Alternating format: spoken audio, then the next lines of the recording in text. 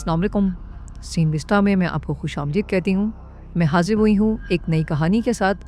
तो शुरू करते हैं आज की कहानी की शुरुआत में हम नेथन नाम के एक आदमी को देखते हैं जो सुबह सुबह बैंक में असिस्टेंट मैनेजर की अपनी नौकरी पर जाने के लिए तैयार हो रहा था। जब बैंक का हेड मैनेजर स्टाफ को मोटिवेट करने के लिए स्पीच दे रहा था, तब नेथन की आंखें तो बस शेरी नाम की एक इंटर्न पर टिकी हुई थी। उसके हाव भाव से लग रहा था कि वो उसे बेहद पसंद करता है। खैर, बाद में उसके ऑफिस में अर्ल नाम का एक आदमी आया जिसकी पत्नी की हाल ही में मौत हो गई थी और इस सब के चलते वो बैंक की किश्त नहीं भर पाया था। नेथन ने उसे थोड़ी और मोहलत देते हुए कहा कि 50 साल बाद अपने जीवन साथी को खोना बहुत मुश्किल रहा होगा। इस पर अर्ल ने जवाब दिया कि वक्त से फर्क नहीं पड़ता, अगर मैंने उसे पहले दिन भी खो दिया होता तो मैं इतना ही दुखी होता। कुछ देर बाद नेथन एक कप में अपने लिए कॉफी तैयार कर रहा था, तभी अचानक शेरी ने उसे पीछे से बुलाया। नेथन चौंक गया और गर्म कॉफी उसके हाथ पर गिर गई। शेरी माफी मांगने लगी, मगर नेथन हथेली लाल पड़ने के बावजूद भी कहने लगा,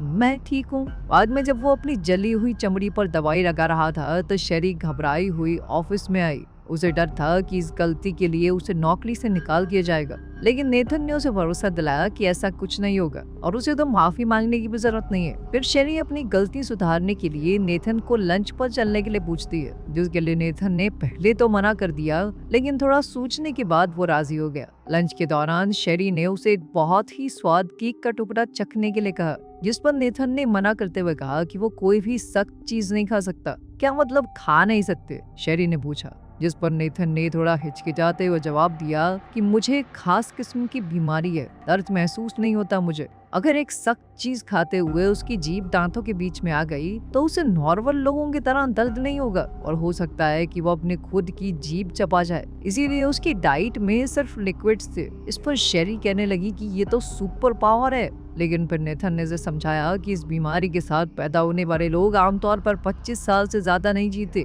क्योंकि उसे चाहे कितनी भी बड़ी चोट क्यों ना लग जाए, उसे पता ही नहीं चलेगा और फिर वो अचानक से मर जाएगा। इतनी गर्म कॉफी हाथ पर गिरी, फिर भी मुझे दर्द कहाँ हुआ था। खैर, इस सब के बावजूद भी शेरी ने उसे केक खिला दिया कि इतना डर डर कर जीने का क्या फायदा है, और जिंदगी में पहली बार केक खाकर नेथन को बहुत मजा आया। खैर, काम पर वापस जाने से पहले शेरी ने उसे रात को दोबारा मिलने बुलाया, लेकिन अपने एक ऑनलाइन दोस्त के साथ कंप्यूटर पर गेम खेलते हुए नेथन ने कहा कि यार मैं नहीं जा रहा, इतना कोई इंटरेस्टिंग आदमी नहीं हूँ यार, मैं बोर हो जाएगी मुझसे। लेकिन फिर उसके ऑनलाइन फ्रेंड ने उससे कहा कि फालतू डरना छोड़ दे और भाभी से मिलके आ, समझा कितने दिनों से बात कर रहा था उस लड़की के बारे में। खैर, एक बार में शेरी के साथ बातचीत के दौरान अचानक नेथन को किसी ने नोवा केन कहकर बुलाया। ये उसके स्कूल का कोई लड़का था जो पास आकर कहने लगा, तू जिंदा है अब तक? मैंने सोचा था मर गया होगा। ये कहकर वो आदमी बेशर्मों की तरह हंसने लगा। उसके जाने के बाद नेथन ने शेरी को बताया कि स्कूल में बच्चे उसकी बीमारी का पता लगने के बाद उसे बिना बात पीटते थे,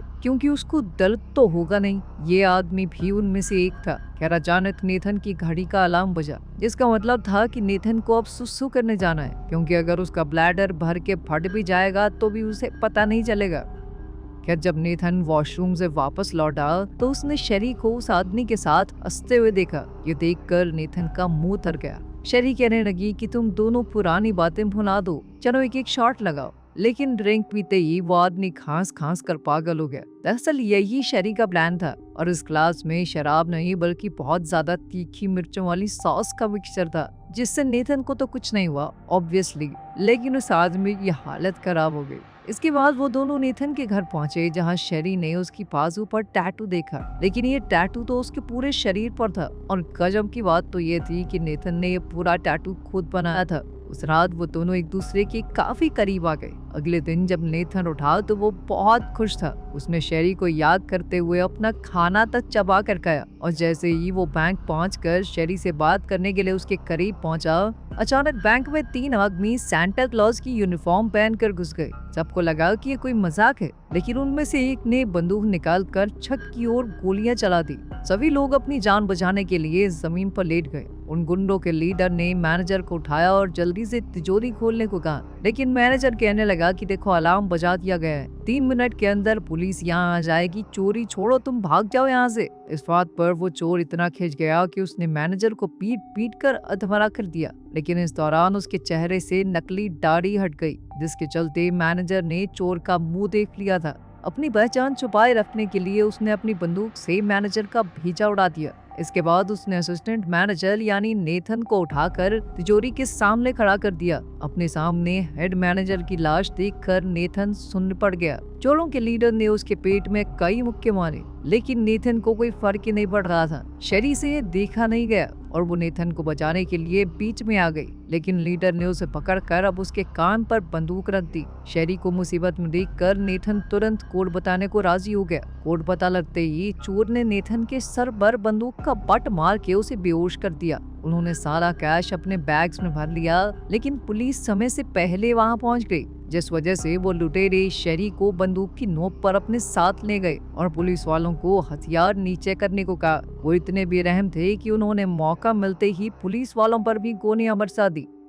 खैर जल्द ही नेथन को होश आया और जैसे ही उसे एहसास हुआ कि शेरी की जान खतरे में है तो वो दौड़ता हुआ बाहर पहुंचा। वहां उसे एक पुलिस वाला घायल हालत में मिला। नेथन ने अपनी बेल्ट उसके पैर पर बांधकर खून को बहने से रोका। फिर पुलिस वाले की बंदूक उठाई और उसी की गाड़ी लेकर चोरों का पीछा करने लगा। चोरों ने जैसे ही देखा कि एक पुलिस की गाड़ी उनका पीछा कर रही है तो उन्होंने नेथन पर अंधाधुंध गोलियां बरसानी शुरू कर दी, पर वो रुका नहीं। खैर आखिर में उसे चकमा देने के लिए चोर अपनी दोनों गाड़ियां अलग अलग दिशाओं में ले गया। नेथन ने थोड़ा हिसाब लगाया और उनमें से एक का पीछा करने लगा। गाड़ी का पीछा करते हुए वो एक पतली गली में पहुंच गया।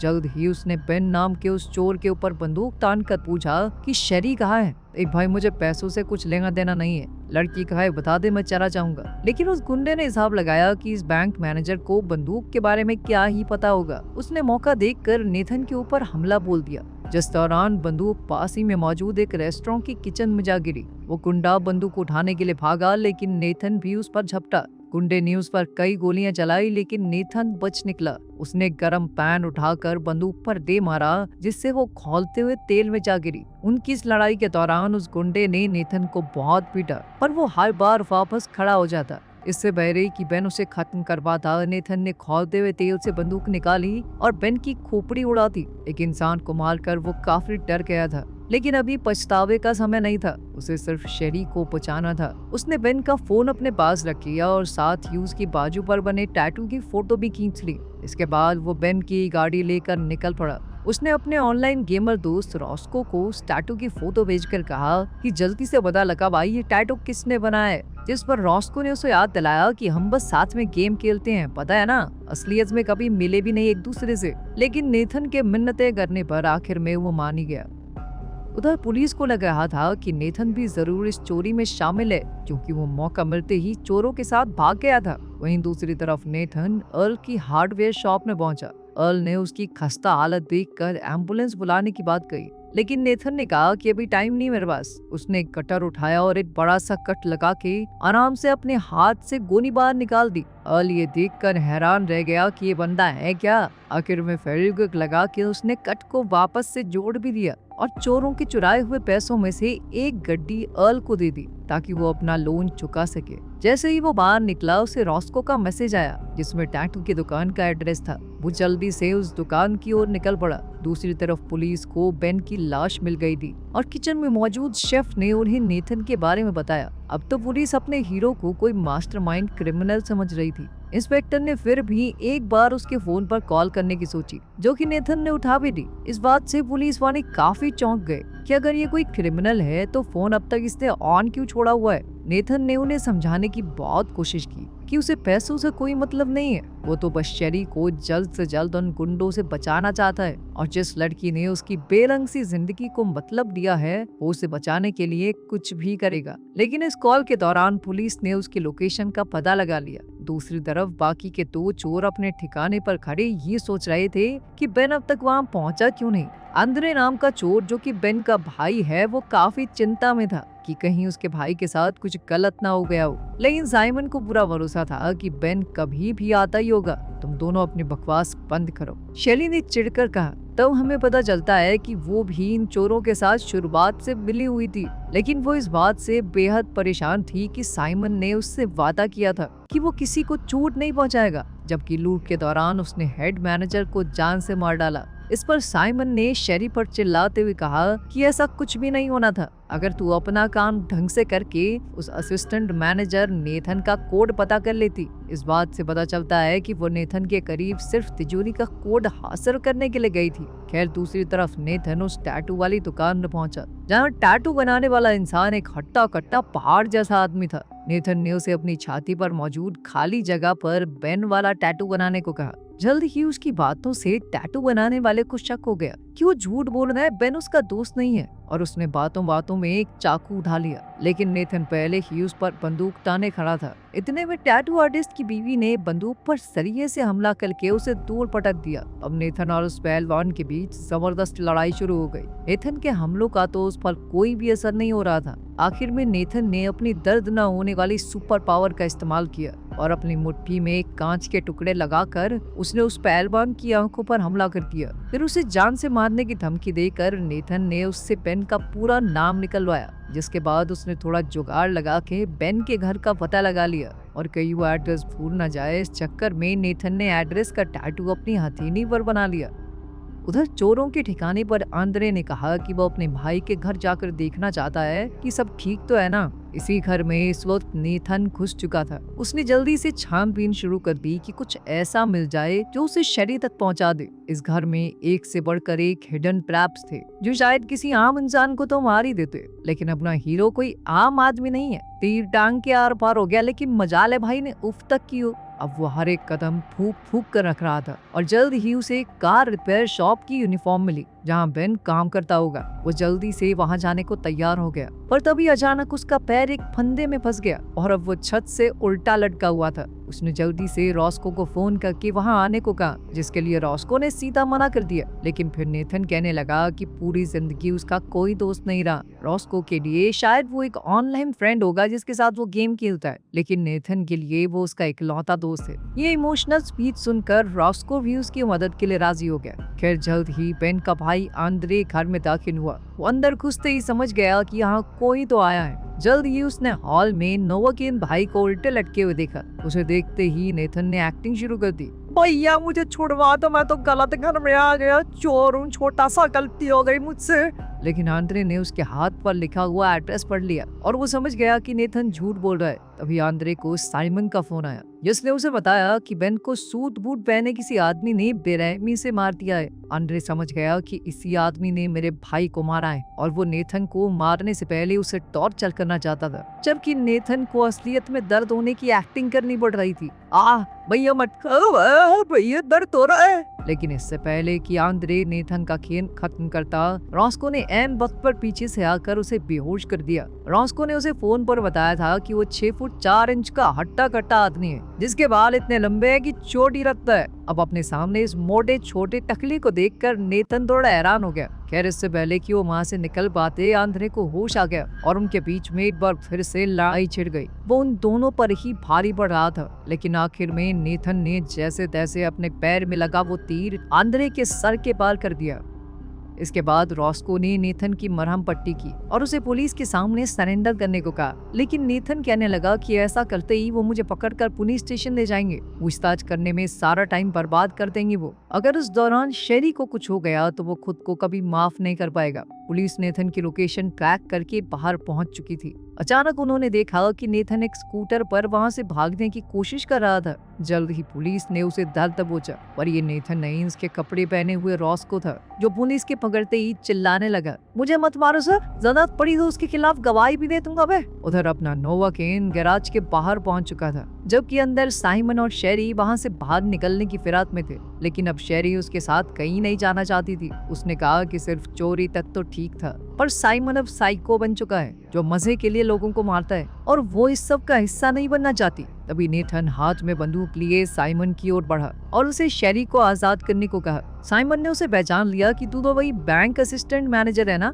तू तब से पीछा कर रहा है हमारा, इसके लिए ये लड़की बहन है मेरी, शुरुआत से पागल बना रही थी तेरा। इस पर शेरी ने पीछे से कहा कि शुरुआत में सब प्लानिंग थी, पर उन्होंने जो लम्हे साथ बिताए हैं वो उसके लिए भी बहुत मायने रखते हैं। लेकिन इस धोखे ने नेथन को पूरी तरह हिला कर रख दिया था। मौका देखकर साइमन ने नेथन के हाथ से बंदूक छीन ली और उसे पीट पीट कर बेहोश कर दिया। इसके बाद वो नेथन को घसीट कर एक गाड़ी के नीचे ले आया अब वो गाड़ी का पूरा वजन उस पर डालकर नेथन को कुचलने ही वाला था कि तभी शेरी बीच में आ गई और अपने भाई से कहा कि तुम चले जाओ ना यहाँ से, पैसे भी ले जाओ, मुझे कुछ नहीं चाहिए, बस इसे जिंदा छोड़ दो। साइमन नहीं माना और उसने शेरी के सर पर बंदूक तान दी, लेकिन इससे पहले वो कुछ करता पुलिस ने पीछे से उस पर ही गोली चला दी। पुलिस वालों ने शेरी को हथकड़ी पहनाकर गिरफ्तार कर लिया और नेथन की भी जान बच गई। उसे स्ट्रेचर पर लेटाकर एम्बुलेंस में हॉस्पिटल ले जाने के लिए तैयार किया गया, पर तभी अचानक साइमन ने पुलिस वालों पर अंधाधुंध गोलियां चलानी शुरू कर दी। वो अपने रास्ते में आने वाले हर इंसान को मारने में लगा हुआ था, यहाँ तक कि एम्बुलेंस हाईजैक करने के लिए उसने ड्राइवर को भी मार डाला। लेकिन वो ये नहीं जानता था कि एम्बुलेंस के अंदर नेथन भी मौजूद है। शेरी नेथन को बचाने के लिए पुलिस की गाड़ी की चाबियां लेने अंदर गई। यहाँ डिटेक्टिव मिन्सी ने उस पर बंदूक तान कर कहा कि वो भी साथ चलेगी। रॉस्को भी उसी गाड़ी में पीछे मौजूद था। शेरी ने कहा कि वो जानती है उसका भाई कहाँ गया होगा। उधर एम्बुलेंस चलाते हुए साइमन को अपने पेट में लगी गोली की वजह से बहुत दिक्कत हो रही थी। उसकी दर्द से कराहने की आवाज सुनकर पीछे स्ट्रेचर पर लेटे नेथन को समझ आ गया कि कुछ तो गड़बड़ है। ऊपर से उसका हाथ स्ट्रेचर से हथकड़ी से बंधा हुआ था। एक तीखे मोड़ पर जैसे ही नेथन स्ट्रेचर से नीचे गिरा तो साइमन को भी उसके वहां होने का पता चल गया। उसने सोच लिया था कि आज तो इसकी गेम करके रहूंगा। वो अपनी बंदूक तक पहुंचने की कोशिश करने लगा, जबकि नेथन पीछे एक फायर एक्सटिंग्विशर की ओर बढ़ा, जिसकी मदद से उसने अपने अंगूठे की हड्डी को डिसलोकेट किया और आसानी से हथकड़ी निकाल दी। साइमन ने अचानक स्ट्रेचर पर गोलियां चलाई, लेकिन तब तक नेथन खुद को आजाद कर चुका था। गाड़ी चलाने के चक्कर में साइमन के हाथ से बंदूक भी छूट गई, जो कि नेथन ने उठा ली। लेकिन साइमन को इससे कोई फर्क नहीं पड़ा, क्योंकि वो जानता था कि नेथन एक अच्छा इंसान है, उससे गोली नहीं चलेगी। वो सिर्फ अपनी जान बचाने के लिए ही किसी को मार सकता है। उधर शेरी ने बताया कि उनका प्लान एक बोट से भागने का था, तो उसका भाई वहीं जा रहा होगा। वहीं नेथन को एम्बुलेंस में शॉक देने वाली मशीन मिली। उसने इसे अपने शरीर पर लगाकर अपना हाथ नेथन के मुंह पर लगा दिया। अचानक करंट लगते ही साइमन से गाड़ी का कंट्रोल छूट गया और एम्बुलेंस पलट गई। अब वो गुस्से में नीचे उतरकर नेथन को पूरी तरह पीटने लगा। इतने में शेरी भी पुलिस की गाड़ी में वहां पहुंच गई। डिटेक्टिव मिन्सी ने उसे अपनी बंदूक देकर कहा कि चाहे वो तुम्हारा भाई है, पर उस दरिंदे को छोड़ना मत। मिन्सी को भी गोली लगी थी, तो शेरी ने रॉस्को से कहा कि वो उसे जल्दी से हॉस्पिटल ले जाए। उधर साइमन ने नेथन को मार मार के उसकी हालत बुरी कर दी थी। उसे दर्द भले ही ना हो रहा हो, पर अब उसके शरीर में खड़े होने तक की हिम्मत नहीं बची थी। इससे पहले कि साइमन उसे खत्म कर पाता, शेरी ने पीछे से उसकी छाती में गोली मारी, जिसके बाद साइमन जल्दी से भागा। वो मौका मिलते ही शेरी पर कूद पड़ा और बंदूक दूर फेंक दी। अब वो अपनी ही बहन को बुरी तरह पीटने लगा।